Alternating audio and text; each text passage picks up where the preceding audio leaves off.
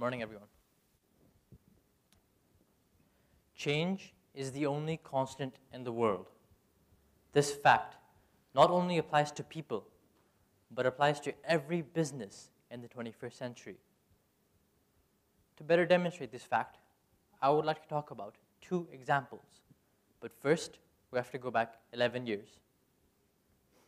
In 2005, Netflix and Blockbuster were two large companies that allowed their customers to rent DVDs. However, at that time, more customers were purchasing computers with internet connections.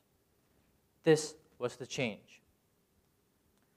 Netflix decided to adapt to this change by implementing an online streaming service. However, Blockbuster did not. 11 years later, Netflix is one of the largest companies in the world, and Blockbuster no longer exists.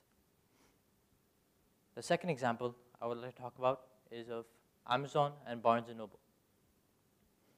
In 2005, both of these competitors sold paperback books to their customers. However, more customers were gaining interest in ebooks. This was the change.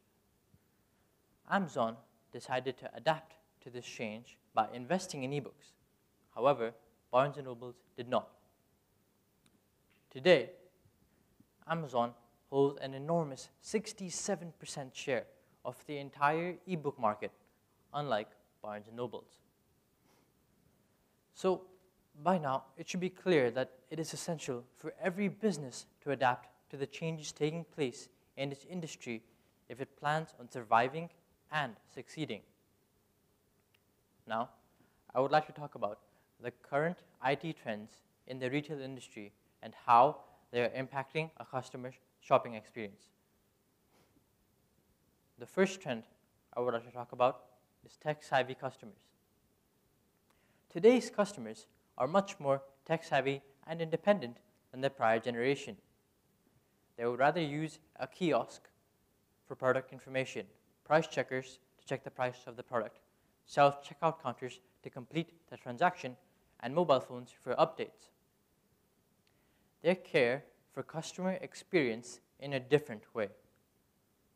They want digital-friendly assistance and only want to rely on human interaction where deploying technology does not make sense. While this presents an opportunity for retailers to possibly reduce their labor costs, it also poses a challenge as it is much harder to manage customer experience on a real-time basis as there are now fewer touch points. The second trend I would like to talk about is mobility and omni-channel. With a smartphone penetration greater than 50% in the United States, mobile phones are laying the groundwork for innovation. The process of engaging with the customer can begin in his house, where he uses the retailer's mobile application to browse through his catalog, discover new products, and identify which products he wants to purchase and pick up in store. Today's customers want easy navigation with minimal clicks and an informed in-store experience where shopping habits and payment options are already known by the retailer. In the US today, 30% of customers purchase an item online and then come to collect it in store. In fact, mobility plays a key role inside the store as well, as the customers can physically see the products that they had previously shortlisted and can finalize purchase decisions right there. 65% of customers purchase an additional item when they come to collect their online order in store. The next trend I would like to talk about is new levels of customer insights. Traditionally, retailers have used reactive measures provided by IT a day or two later. While this helps retailers know the past, emerging technologies allow the retailers to use predictive measures to estimate the immediate future. Amazon does a splendid job of this by combining sales history and real-time customer selection to recommend products purchased by other customers. Today's retailers are focusing on a single view of the customer. They are using external sources of data, such as social media and demographics, and internal sources of data, such as loyalty card and sales data, to gain further insights on the buying behavior of a customer, which is later used as inputs to create personalized offers.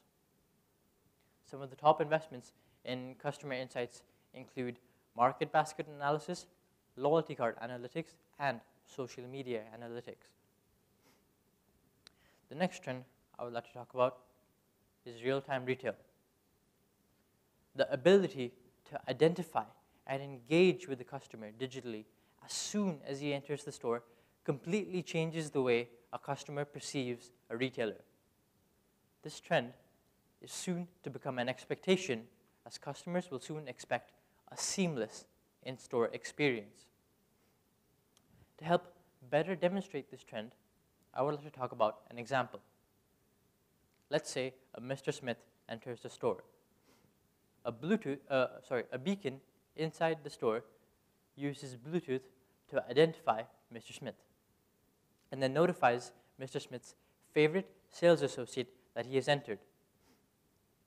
This sales associate uses a tablet to gain information about Mr. Smith, including his name, date of birth, and past few products he has purchased. Then, the sales associate approaches Mr. Smith and greets him by name and asks him how the past few products he purchased are. A simple greeting by name automatically improves the retailer's trust and improves customer loyalty, and this allows the sales associate to upsell. The last trend I would like to talk about is social media. Social media is the new superpower in the world of millennials. Today's customers do not want to know what their friends think of a product. They want to know what the entire world thinks of a product. As per Forbes, only 1% of customers are directly influenced by information and advertisements. However, 33% of customers are impacted by information on social media. Furthermore, the expected ad spending budget on social media in the United States is expected to increase to $15 billion by 2018, clearly showing how important social media is. So, to conclude, I would like to say that it is essential for every business to adapt to these changes, to rename them tech-savvy customers, mobility and omni-channel, new levels of customer insights, real-time retail, and social media, if they did not plan on facing the same fate as Blockbuster and Barnes & Nobles did. Thank you.